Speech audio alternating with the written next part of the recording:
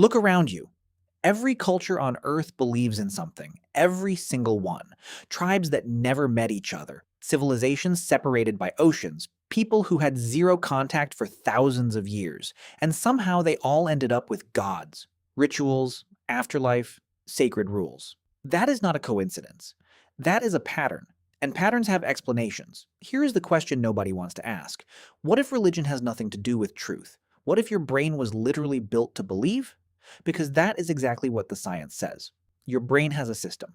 Researchers call it the hyperactive agency detection device. That is a long name for a simple thing. It means your brain is always looking for someone behind things. Always.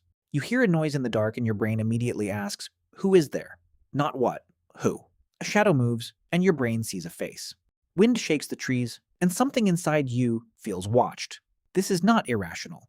This saved your ancestors' lives. If you heard a rustle in the grass and assumed it was nothing, you got eaten. If you assumed it was a predator, you ran, and you survived. The ones who survived were the ones whose brains overcorrected.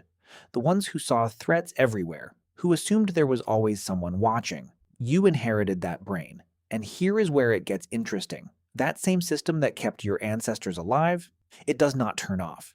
Ever. It keeps firing.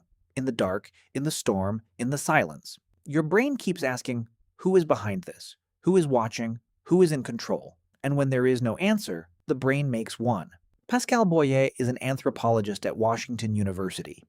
He spent decades studying why humans believe what they believe, and he found something remarkable. Religious concepts are not random.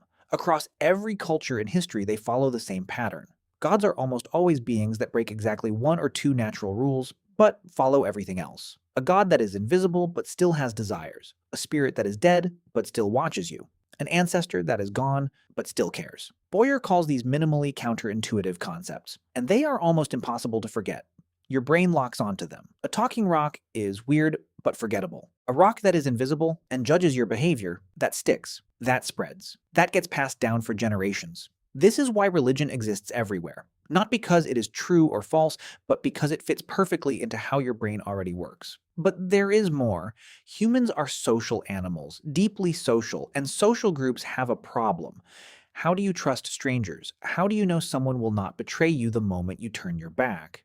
For most of human history, this was a life or death question. Religion solved it. Think about it. If everyone in your group believes that an invisible, powerful being is watching them at all times and judging them, they behave differently. They cooperate more. They cheat less. They sacrifice for the group. Not because they are good people, because they feel watched.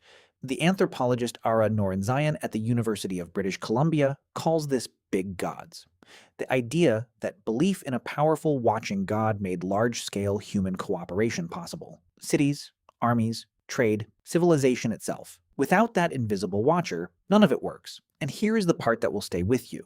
Studies show that when people are reminded of God or being watched, even subliminally, they become more generous, more honest, more cooperative, even people who do not believe. The system runs so deep it activates whether you want it to or not. Your brain does not separate the feeling of being watched from the reality of being watched. It just responds. Now here is where it gets even stranger.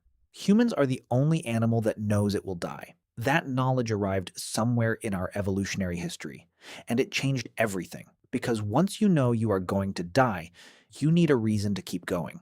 You need meaning. You need something that survives you. Terror management theory, developed by Greenberg and his colleagues, says that almost everything humans do is a response to that knowledge. The fear of death drives art. It drives legacy.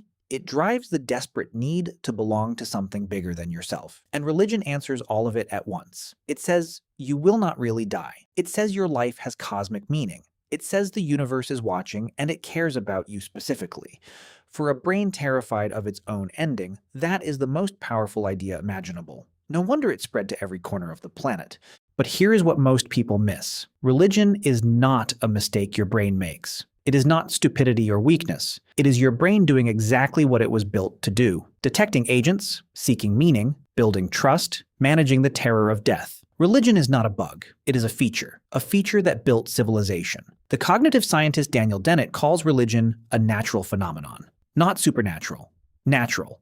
The product of ordinary brain systems doing ordinary things in an extraordinary combination. And once you see it, you cannot unsee it.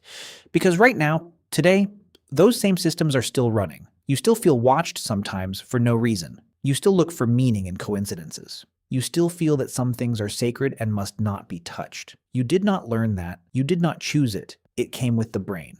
Every candle lit for the dead, every prayer whispered in the dark, every ritual performed before something terrifying. They all come from the same place. A brain that cannot stop asking who is behind this. A brain that cannot accept that nothing is watching. A brain that will build a god before it will sit alone in the silence with no answer. You were not taught to believe. You were built to.